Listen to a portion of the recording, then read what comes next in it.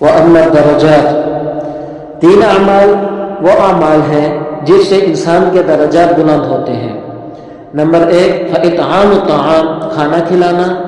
اللہ تعالیٰ نے وسعت دی ہو تو انسان غریبوں کو، تنگ دستوں کو، یتیموں کو کھانا کھلائے، بے کسوں کو کھانا کھلائے، اس سے مال میں خوب برکت ہوتی ہے اور اللہ کو یہ عمل بہت زیادہ پسند ہے، تو مالی وسعت والے اس کا خوب اہتمام کریں۔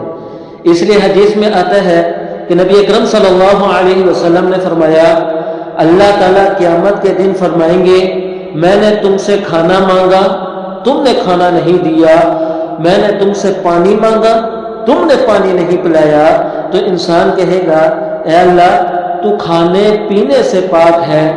اللہ تعالیٰ فرمائیں گے میرا فلاں بندہ بیمار ہوا تھا، اگر تم اس کی عیادت کے لیے جاتے تو تم مجھے اس کے قریب پاتے، میرے فلاں بندے نے تم سے کھانا مانگا، اگر تم اس کو دیتے تو تم مجھے اس کے قریب پاتے، فلاں نے پانی مانگا، اگر تم اس کو پلاتے تو تم مجھے اس کے قریب پاتے۔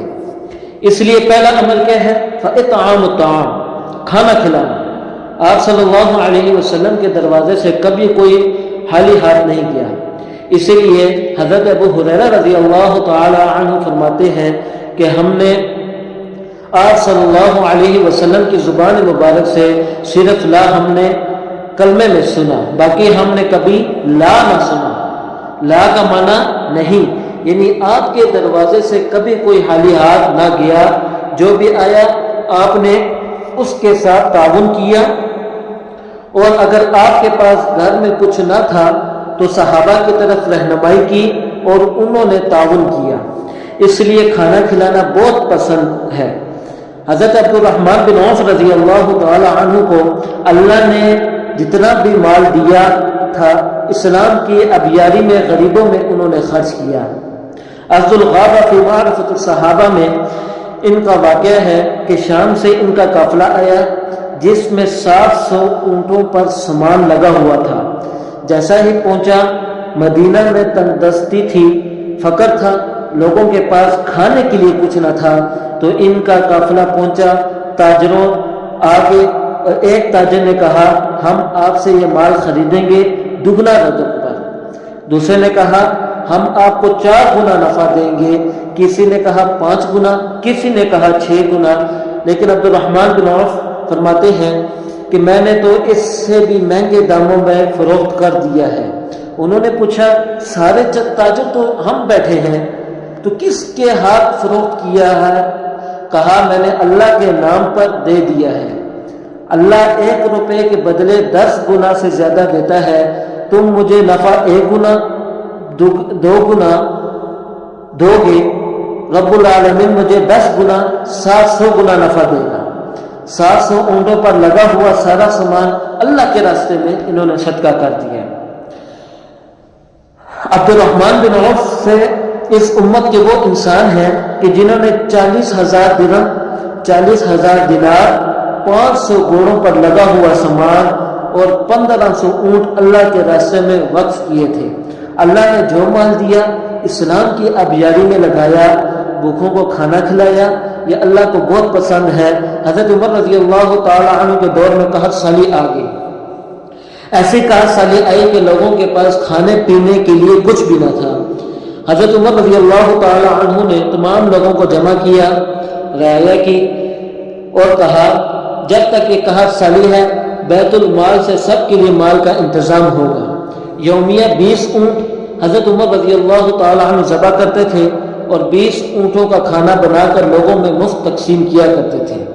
جب تک قحط سالی باقی رہی حضرت عمر رضی اللہ تعالیٰ نے گھر میں کھانا نہ کھایا، بیوی بچوں کے ساتھ نہ کھایا، بلکہ تنگ دستوں کے ساتھ ایک دسترخوان پر بیٹھ کر انہوں نے کھانا کھایا۔ انہوں نے کہا دیکھو کتنے لوگ ہمارے دسترخوان پر کھانا کھا رہے ہیں۔ جب شمار کیا گیا طبقات الکبریٰ کنز الاعمال میں ہے کہ ان کی تعداد پہلے 10,000 اور آگے جا کر 40,000 سے بھی زیادہ ہوگی۔ جب تک قحط سالی تھی حضرت عمر رضی اللہ تعالیٰ کی سخاوت تھی، سب کو کھانا کھلایا۔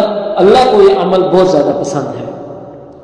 انسان کے درجات اس سے بلند ہوتے ہیں۔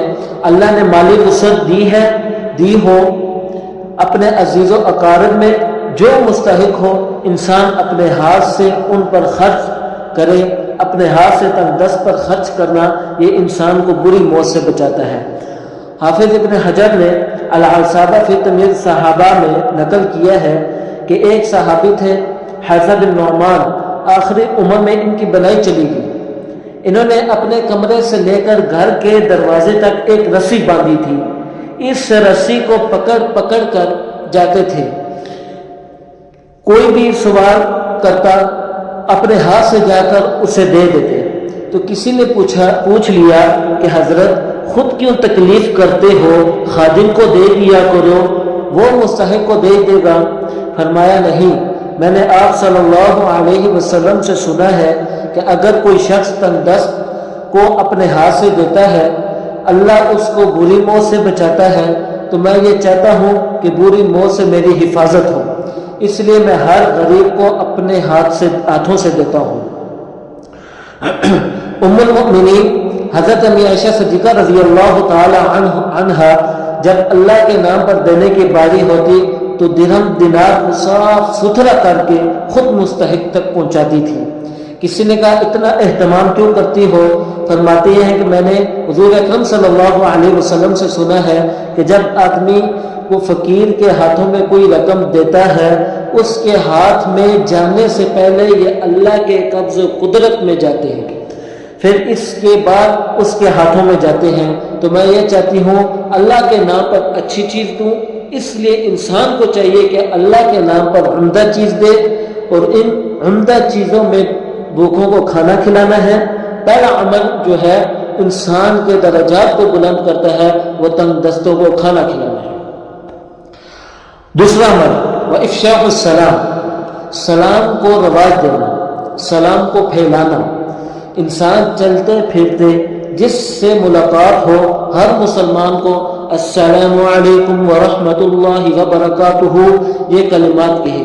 یہ دعائیہ کلمات ہیں، اس سے دوسروں کے حق میں دعا ہے کہ اللہ کی سلامتی، اللہ کی برکتیں تم پر نازل ہو سکتا ہے کہ اس کا مقام اللہ کی طرف زیادہ ہو جب وہ جواب دے گا، اس جواب میں ہم بھی شریک ہوں گے۔ آج بڑے افسوس کی بات ہے، دو چیزیں ہماری زندگی سے ختم ہو گئی ہیں، دو چیزیں ہماری زندگی سے ختم ہو گئی ہیں۔ نمبر 1 سلام، نمبر 2 جزاک اللہ خیر۔ آج جب بھی بات ہوتی ہے ہلو کے ذریعے بات ہوتی ہے، یا کبھی گڈ مارننگ یا کبھی گڈ نائٹ کے الفاظ زبان پر ہوتے ہیں، لیکن السلام علیکم نہیں۔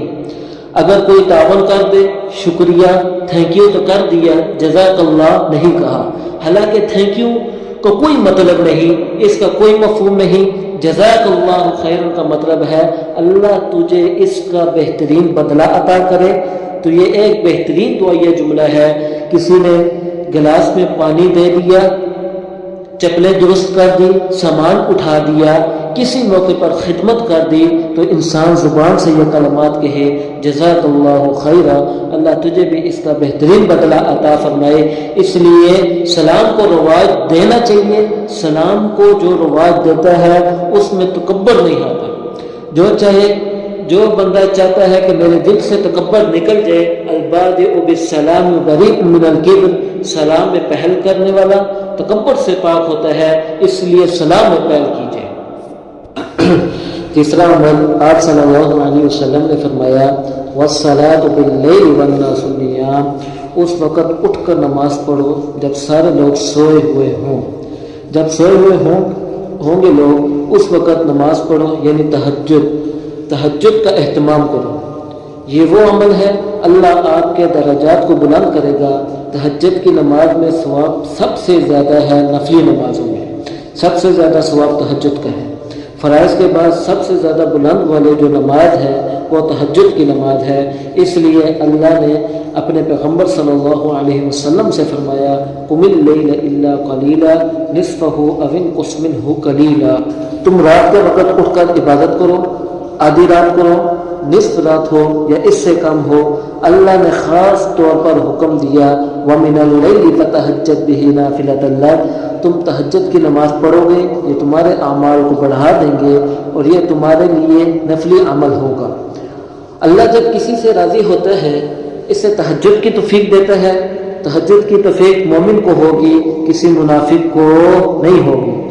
یہ توفیق اللہ کی طرف سے کسی کسی کو ملتی ہے، لیکن بڑے افسوس کی بات آج ہماری راتیں انٹرنیٹ کیبل میں گزر جاتی ہیں، 12 یا 2 بجے تک نہ تہجد کی توفیق ہوتی ہے، نہ فجر کی نماز کی، نہ تلاوت کی۔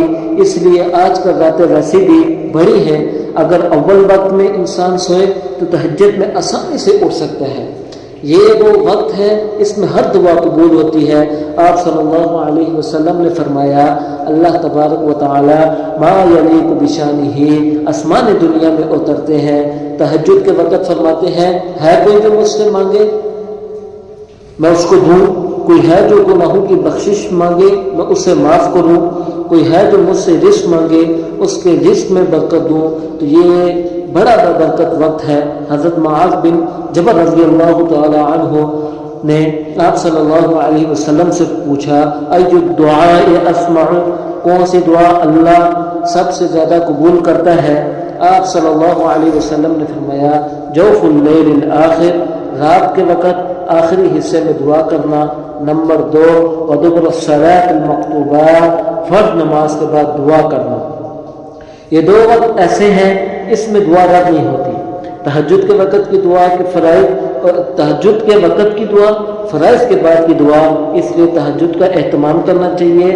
سلف کا اتنا اہتمام ہوتا تھا، اگر ان سے کبھی ایک دن تہجد کی نماز چھوٹ جاتی یہ پورا سال اپنے نفس کو سزا دیتے۔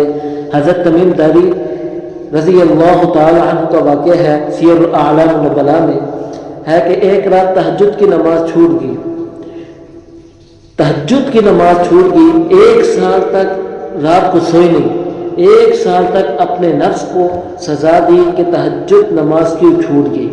پورا سال پوری رات عبادت کرتے تھے، زور سے عصر میں آرام کرتے تھے، پوری رات عبادت کرتے کہ مجھ سے تہجد کیوں چھوٹ گئی۔ تو سلف کا اتنا اہتمام تھا، یہ وہ لوگ تھے تہجد کا اتنا اہتمام کرتے، ان کو جگانے کے لیے شیطان آتا تھا۔ حضرت معاویہ رضی اللہ تعالی عنہ سے ایک دن تہجد کی نماز چھوٹ گئی، صبح اٹھے تو استغفار کرتے رہے، روتے رہے، معافی مانگتے رہے کہ یا اللہ مجھ سے تہجد چھوٹ گئی۔ اگلے دن کیا دیکھا کہ تہجد کے وقت کوئی ان کے پاؤں دبا رہا ہے، ان کی آنکھ کھل گئی، پوچھا تو کون ہے؟ کہا میں شیطان ہوں۔ کہا کیوں میرے پاؤں دبا رہا ہے؟ کہا اس لیے تاکہ تم اٹھ کر تہجد کی نماز پڑھو۔ حضرت معاویہ رضی اللہ تعالیٰ عنہ مسکرائے، شیطان کب سے مسلمان ہو گیا؟ کہا ہمیں تہجد کے لیے جگا رہا ہے۔ کہا مسلمان نہیں ہوں، تم سے تہجد کی نماز چھوٹی، تم نے اتنا استغفار کیا، اتنا اللہ کے سامنے آوازاری کی، تمہیں تہجد پڑھنے سے زیادہ فضیلت اللہ نے دے دی، تو اس لیے میں تمہیں جگا رہا ہوں تاکہ تمہیں اتنی زیادہ فضیلت نہ مل جائے۔ تہجد کا ایسا اہتمام کہ جگانے کے لیے شیطان آ رہا ہے، تو اندازہ کیجئے سلف تہجد کتنا پڑھتے تھے۔ تو اس میں واقعہ یہ ہے کہ آپ صلی اللہ علیہ وسلم نے فرمایا وَالصَّلَاةُ بِاللَّيْلِ وَالنَّاسُ نِيَامٌ، کبھی ایسا بھی ہوتا کہ ایک رات ساری رات ایک آیت کو پڑھتے پڑھتے گزر جاتی ہے۔ اور فیات الایام میں ہے کہ امام ابو حنیفہ رحمہ اللہ نے عشاء کی نماز امام کے ساتھ پڑھی، تو امام نے عشاء کی نماز میں سورۃ الزلزال تلاوت کی۔ امام ابو حنیفہ رحمہ اللہ نے جب نماز ختم ہو گئی تو ایک کونے میں کھڑے ہوئے اور سورۃ الزلزال پڑھنا شروع کر دی، اور جب اس آیت میں پہنچتے فَمَن يَعْمَلْ مِثْقَالَ ذَرَّةٍ خَيْرًا يَرَهُ وَمَن يَعْمَلْ مِثْقَالَ ذَرَّةٍ شَرًّا يَرَهُ، کہ کوئی رائے کے دانے کے برابر اگر نیک عمل کیا ہے، کل قیامت کے دن انسان اس عمل کو بھی دیکھے گا، اور اگر رائے کے دانے کے برابر اگر کوئی گناہ کیا ہے، قیامت کے دن اپنے نام اعمال میں اس گناہ کو بھی پا لے گا۔ بس یہ آیتیں پڑھتے تھے اور روتے تھے، پڑھتے تھے اور روتے تھے۔ مسجد کا مؤذن کہتا ہے میں انتظار میں تھا کہ کب یہ اپنی نماز ختم کرے میں دیا بجھا دوں، لیکن کہتے ہیں میں کافی دیر انتظار کیا، امام ابو حنیفہ رحمہ اللہ نے رکوع رکوع میں نہیں گئے. میں چلا گیا فجر کی اذان دینے کے لیے. جب میں آیا تو میں نے دیکھا کہ اسی جگہ پر کھڑے ہیں اور سورۃ الزلزال پڑھ رہے ہیں.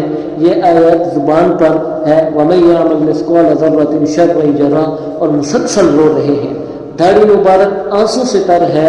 میں نے فجر کی اذان دی تو انہوں نے اپنی نماز کو مکمل کیا اور مجھ سے کہا میرے اس عمل کا کسی کو بتانا نہیں. یعنی ساری رات 2 رکعت پڑھتے ہوئے گزر گئی.